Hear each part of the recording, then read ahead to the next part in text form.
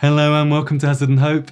I'm Ed, and in this episode of Our Flood Resilient Home, we're heading to the Hamlet of Snoll Hatch to hear from Sue about how flooding's affected her home and the variety of different ways in which her and her family have adapted their property to make it more flood resilient.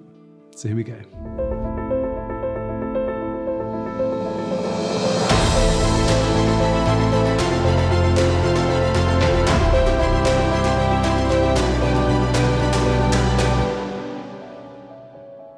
This episode of Hazard and Hope is sponsored by Yorkshire Flood Resilience.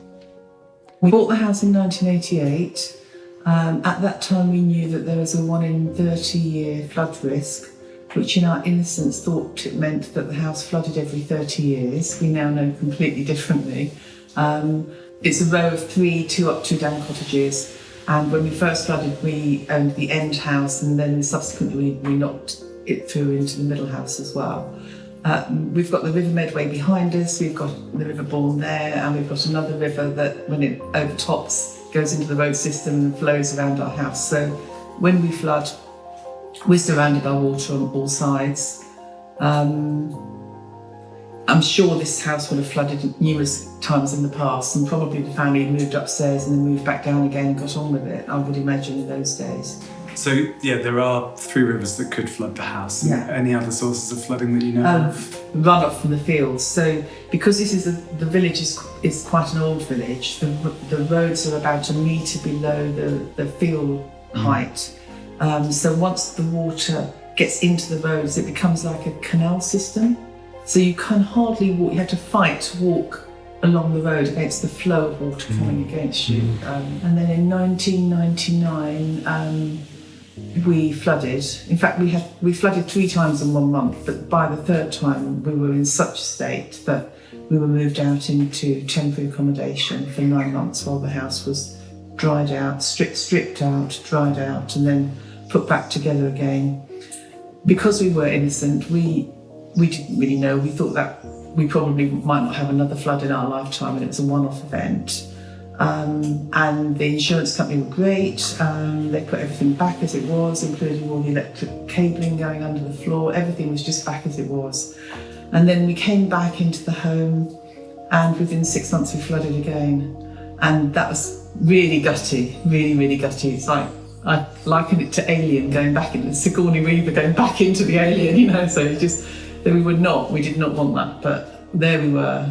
But the difference the second time was that we knew we didn't want the home but put back the way it was before. There were lots of things that we realised we'd been stupid to allow, and the insurance company were good again. We had conversations with them, and our builder, who was helping put the house back together, was doing it in a really sensible way and making all sorts of suggestions. Well, why don't you do this rather than that? And it was great, because then the next time we flooded, he was thrilled, because the very sensible things he put in place that hadn't cost the insurance company anymore or us anymore, particularly maybe a few £100, worked. So, while the floors were up, he dug pits in the lowest parts of the house so that we could put an automatic submersible pump in. We didn't allow any more cabling to go below 2 foot, really. So the whole of the house below about 2 foot is we can have flood water in, and the electricity can still be on, so we can have the gas central heating on, and we can still dry out, and we can still make cups of tea. The other thing is, once you've been flooded a few times, you just know what to expect. So we're like a well-oiled machine now, so the cars go to higher ground. We let our neighbours know that the flood water's coming, because some of them flood as well. Others come in and help us, which is just wonderful. We get the kickboards off, we get the bricks in from the garden, get the piano up on the bricks. We lift things up wherever we can and take things upstairs, and we're done. And then really it's just a matter of getting the broom out, because you can just stand around doing nothing, or you can be active and you need to do something. So even though the water is going into the pits and being pumped out, we just like to sweep it along, and it just keeps us busy, really. It is stressful. I'm sure everybody's said this to you, but being flooded you're just so out of control. You've got your house filling up with really stinky, sludgy, filthy water. So when we were flooded in 2013, it was Christmas Eve. It was flood water outside. We couldn't get out. We had to ring friends to go and collect our turkey, which was waiting for us on the farm. And that evening, the floodwater went down. We'd kept the house so that there was no more than an inch of water at any point. And we were able to, we just put on the log burner, central heating full blast. We've got a dehumidifier that we keep handy anyhow. And we just opened all the windows, dried the house out, and I'll never forget, we had friends come around Christmas Day, and we had our turkey, we had a normal Christmas Day, and that was just wonderful. When you think of the experiences that we'd had before, we were just completely in control. And I really, really, really would recommend to anybody who's been flooded, think about what you can do, because this is a more than 200-year-old house, and there's lots you can do rather than give up before you even start thinking. I think the floodwater started around about 5 or 6 in the morning, I think from memory, and then it started going down sort of mid-afternoon. So by the evening, the water had gone, but we were still wet. But then it was a matter of cleaning it and drying it out. Wow, and then you were hosting and fully. I don't know. I mean, I said to people at the time, and they were laughing at me, but I was going, "This is our best flood," because I was almost euphoric because it is such a horrible experience, and yet it had happened, and we'd stayed in control, and we knew what we were doing. It was all happening. It was calm. It was calm, and we knew it was. There was not that loss of control, I suppose, and that's because of the mantra, which is slow the water coming in and just pump it out as quick as possible. Fantastic. And those previous 2 floods, how long had that recovery been, and what had that process been? So both of those were the classic 9 to 10 month recovery. So where everything's stripped off, the plasters hacked off the walls. So we've got a not very old, but it's a 200-year-old cottage. And every time they hacked the plaster off, they hacked bits of the brick off, and the bricks were elderly anyway, and just looked at those walls and thought, they can't stand much more hacking, really. So twice they've been hacked into, and there's big chips of brick missing. But the last flood we had, we informed the insurance company, and they came round and they monitored it as it was drying out, but we didn't make an insurance claim. All we did was decorate afterwards in the summer when it all properly dried out. So there was no claim after the last flood? No. When you got the home to be resilient, but what had it been previously? Previously, the flood in 1999 and 2001 they were around about £70,000. Substantial claims, especially sort of 20 years ago. Big difference now. So it saves the insurance company money, but more than anything, it saves us that heartache of seeing your home destroyed. Wouldn't recommend it. Would you be okay to show us around the property? Of course. And to show us? Yes. First thing we've done is tanked around the outside of the house, and then we had these timber flood gates put on, and that's a really simple arrangement where we've got tongue and groove boards, and we just drop them in to the floodgates, and we've got a wedge that goes on the top. We've got 4 of these, and we wedge them in, and then when the flood water comes, it just causes the walls to swell up and they become watertight. Do you put them out on small to medium events, or? No, we tend to know, once you've been flooded a few times, you know, so I'm constantly driving around, and when the water gets to a certain point, then we go into action, so we know. And we've got a drain here, and when the water starts coming up from the drain instead of going down that drain, that's when we know that we're about to flood. Inside the house, we've got in this corner, we've got a pit, and in the pit is an automatic submersible pump. And when the water in the house fills up the pit, it just gets pumped straight out into the flood water, but it doesn't matter because it keeps the water level inside the house to about no more than an inch, really. And this cap just gets pushed off with the force of the water. Like that. It just pushes it out. Because we combined 2 homes into one, we actually had 5 external doors. And after our first flood, we decided that was too many doors for the water to come in, so we bricked up 2 of them, and now we've bricked up another 1, so just reduced the number of opportunities. We've got no electrics in the house that's below just over 2 feet. And they're all fed from the ceiling down? All fed from the ceiling down, and there's nothing underneath that level. And you have to really be careful, even if you have, say, a satellite dish being installed, the guy will want to drill a hole further down, and you have to stop him and just make sure there's no holes, no unnecessary holes in the house below a certain level. And the circuit itself, or the ring main for the ground floor, is completely isolated. Yeah. But the good thing is, if the electricity is not cut off in this part of the village, we can just still have power. And even though there's water in the house, we can have power on. So our central heating can work, and we can light up our log burner stove, so that when the water goes down, we can just pump heat into the house and start drying it out as quickly as possible. Do you have like a backup generator or anything? We do. Yeah. Actually, yes, that's in the shed, but we do have a backup generator in case, because we need these pumps to work if the power goes. It hasn't yet happened. We've always actually still maintained power. Yeah, so no carpets. We've got mats by the front and back doors, but actually we can easily pick those up. And we used to have small quarry tiles, but we don't even have those anymore, because the bigger the slab, the less mortar there is and the less opportunity there is for water to come through. The mortar's all waterproof. I would have loved to have had stone skirtings actually, but then that's just a lot more expensive. But these are solid wood and they're varnished, and they've survived being flooded, so they just need a new. The last flood we had, we were so well protected, and we managed to keep the water at just about an inch throughout the whole house, even though it was higher outside.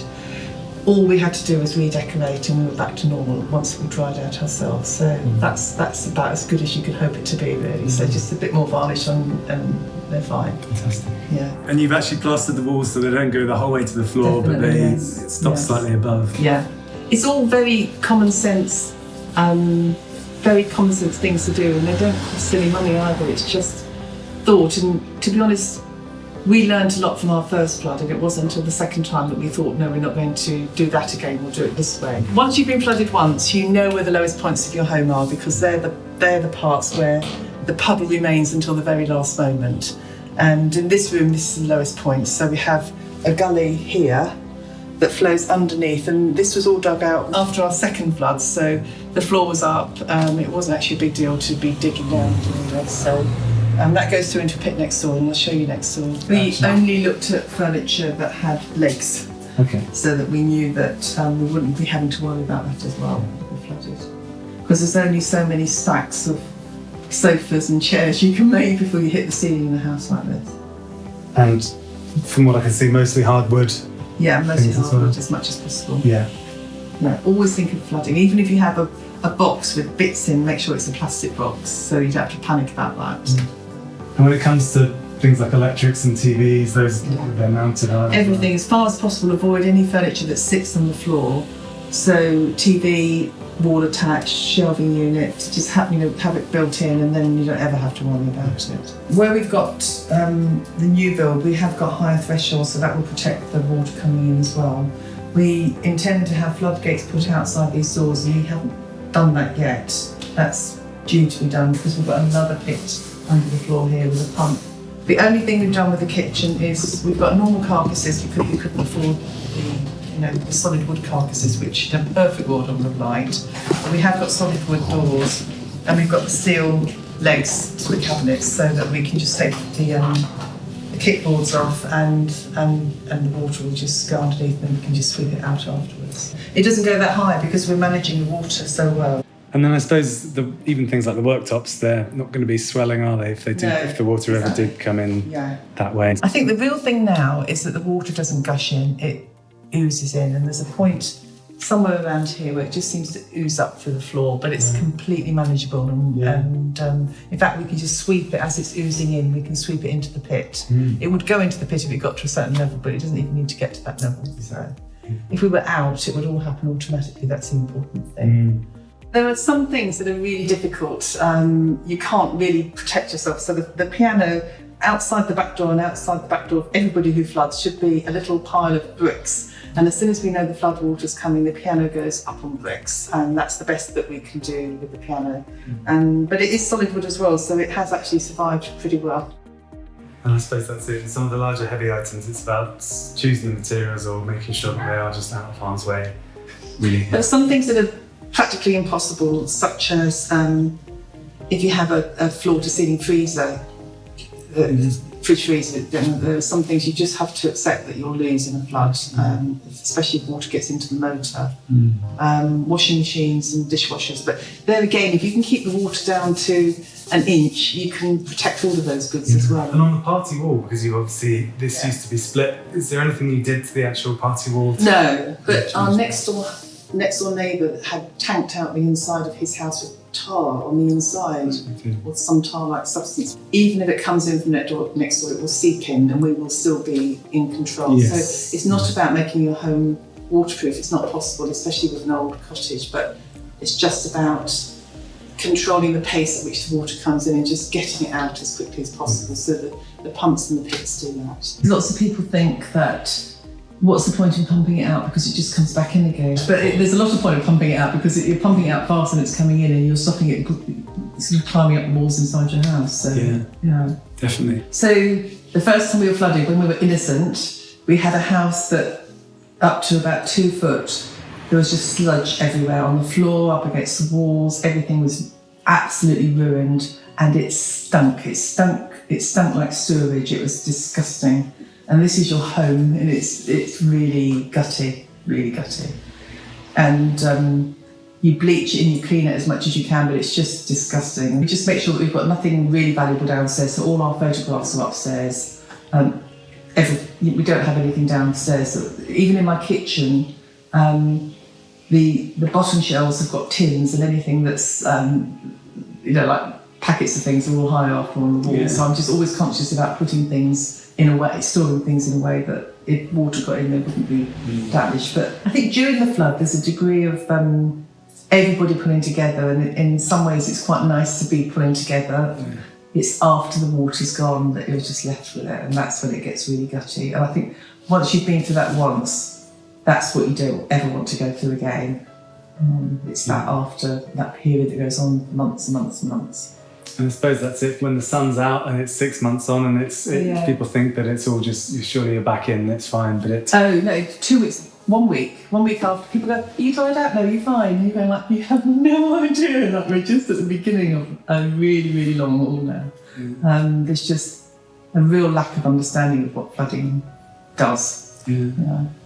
And in terms of other maintenance checks and things that you think about, is there any other kind of bits? We should be checking the 2 submersible pumps every year. We tend to check them every few years rather than every year, but we should be doing that.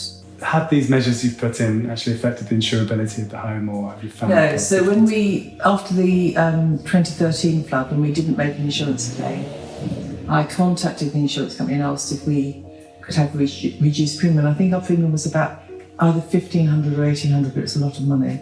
And they refused. They said, the issue is that your home does flood and it could flood, not that you didn't make a claim last time. But then Flood Re came in, and overnight our insurance went down to £500. So that was incredible. That made a significant difference. Really happy with that. But that's only for a period of time, so that's going to be tapered out. It would be good if insurance companies could recognise where you've invested to make your home resilient, and it's been proven to be resilient. So that's starting to come into action now, and there are ways that there's beginning to be a movement of insurers, I suppose, rewarding resilience and looking actually at what you've got in place. And so that's one thing, I suppose. Have you had a survey since the works have been done? Is that something that you've had done? No, we haven't. But if we thought it would result in a reduced insurance premium, it would be worth doing. Are there any other tips that you would give to homeowners who maybe have been flooded and put things back as they were, or haven't ever been flooded and haven't experienced what it's like? I would say think about it in the way that you make sure that your roof is waterproof, make sure that your home is floodproof without spending lots of money, but just be sensible about the things you do. And that's where we just need some good advice, really, so that people know where to turn to get that good advice as to what they can do without spending a huge amount of money. After you've been flooded once, you know where the water comes in. We know now that in most flood events we're going to be able to keep our water down to a very manageable level. You wouldn't ever want to go through a flood if you could avoid it. Yeah. Well, thank you so much for your time today and for showing us around. That's really wonderful, inspiring. It's been a pleasure. It's really kind of Sue to have shown us around her home and to have shared those experiences with us. And I mean, I think it's incredible and inspiring to hear Sue talk about that last flood event as being her best flood yet. Because really what it shows is that by making their property more flood resilient, they've found ways to be more in control of the circumstances and the consequences when flooding does occur. The kind of positive consequences they've experienced after that last flood were in stark contrast to the 9 to 10 months that it took for them to have their home repaired and reinstated after the previous flood. And they didn't have to leave their home on this occasion. They were just able to revarnish the skirting boards, mop it out. And so that is an incredible kind of comparison to be able to make. Their property is nearly 200 years old, but they've still found ways to retrofit and adapt it. Those floodboards and non-return valves have actually helped make the property more flood resistant, which actually slows down the rate of water ingress and reduces the flood depths within the home. They're using lots of avoidance-based strategies by actually lifting things up out of harm's way, whether it be the electrics, the furniture, stacking things up higher, and thinking about the specification of different finishes and fittings so that if they come into contact with floodwater, they're not going to be significantly damaged. And they can mop it out afterwards, it can get pumped out by the pump and sump, and it can leave the house quicker than it came in. So I think it's wonderful to see the way that Sue and her family have adapted their home to be more flood resilient, but it's equally as impressive to see the resilient mindset that they've had, having gone through numerous flood events, to actually seek out and put in place different strategies that can help them manage flood risk in a much more contextual and specific way and reduce those negative consequences to their home and to their lives. We have also created a 3D tour of this space, which is available to view at hassardandhope.com.